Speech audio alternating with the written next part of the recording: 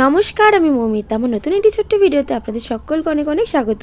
এটা হচ্ছে ভোটের দিন, জানি একটু লেট হয়ে গেল, কিন্তু তবুও চলো ভিডিওটা তোমাদের সাথে শেয়ার করি। আর দেখো, আমি তো আগের দিনই চলে এসেছিলাম আমাদের এই বাড়িতে। আর দেখো, সকাল সকাল কিন্তু স্নানও করে নিয়েছিলাম, যেহেতু আমার ভোটটা এই বাড়িতে, এই জন্যই কিন্তু সকাল সকাল এই বাড়িতে চলে আসা আগের দিনই।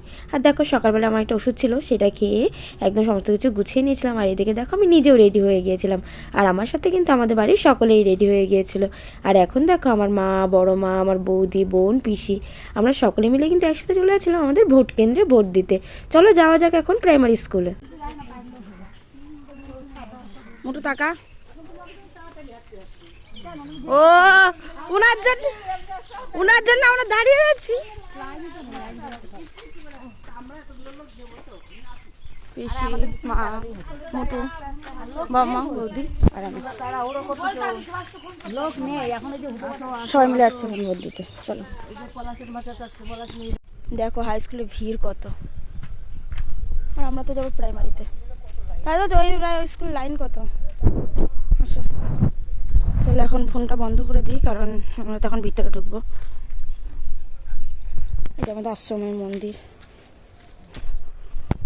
এই দেখো, ভোট দিতে এসে আমার বাবার সাথেও কিন্তু এখানে দেখা হয়ে গিয়েছিল। হয়ে গেছে ভোট দেওয়া। আগে ছিল সেরকম করে ভাঁজ করে কাগজ দিতে, ওটা পঞ্চায়েতের সময় তো কেন এই তো আছে, সেটা না। মা আর আমি দেখা একটা জিনিস দেখা, এখানে বাথরুম সেখানে পর পর পর পর আমি ভোট দিয়ে যাই। শ্যামলি আসছে, পিসি আমি ভোট দিয়েছি, শ্যামলি আসছে, শ্যামলি দেখা আমি ভোট দিয়েছি। এই যে আমাকে কিন্তু এই ছাপ দেয়নি, এর মধ্যে রুটি, হ্যাঁ পেটিতে। খাও খাও খাও। বাবা পিঁপড়ে ধরে গেছে তো। এটা শক্ত, এটা লাগবে। চপ দাও, নরম দেখে দাও। এটা নরমই তো। সবই নরম, পাগল। ইয়ে দাও, ওই প্যাকেটের মধ্যে ঢুকি দাও। এই লাড্ডু খুলেছেন দিদি? ভোট দিয়েছি, খাওয়া দাওয়া করছে এখন। কি জানো তো, রুটি আর লাড্ডু। রুটি আর লাড্ডু খাচ্ছি, পেটে ধরে তো এখানে রাখা আছে। আমি খাচ্ছি না। ভোট দিয়েছে, রুটি আর লাড্ডু খাচ্ছি আমরা। ও খাচ্ছে না, কিন্তু দেখো চাবি চাবি গিলে ফেলেছে। ওকে খাওয়াই দিচ্ছি। তাই না? তোদের জন্য কি রান্না করবো বল? আমাদের তো রুটি আর লাড্ডু হয়ে গেছে, আবার বিরিয়ানিটা বসাই ফেলো। আচ্ছা, সকালের খাবার তো রাইতা খাবি? ডিম সিদ্ধ? হ্যাঁ, ডিম। এই দেখো, প্রথমে তো রুটি লাড্ডু খাচ্ছিলাম, কিন্তু এত পরিমাণে মিষ্টি যে প্রচণ্ড পরিমাণে গা গুলোচ্ছিল। এই জন্য এদিকে দেখো, আমার মা কিন্তু আমাদের জন্য সিদ্ধ ভাত বসিয়ে দিয়েছিল। গরম গরম ভাত, আর তার সাথে আলু সিদ্ধ আর পটল সিদ্ধ, তার সাথে একটা করে ডিম সিদ্ধ, পুরো জমে গিয়েছিল। আর তার মধ্যেই দেখো, আমার বাবা আবার কোথার থেকে হঠাৎ করে কিছু পরোটা নিয়ে এসেছিল। সেখান থেকে আমি একটু খেলাম, আর আমার বর চলে এসেছিলো, তো আমার বরকেও একটু দিয়ে দিলাম।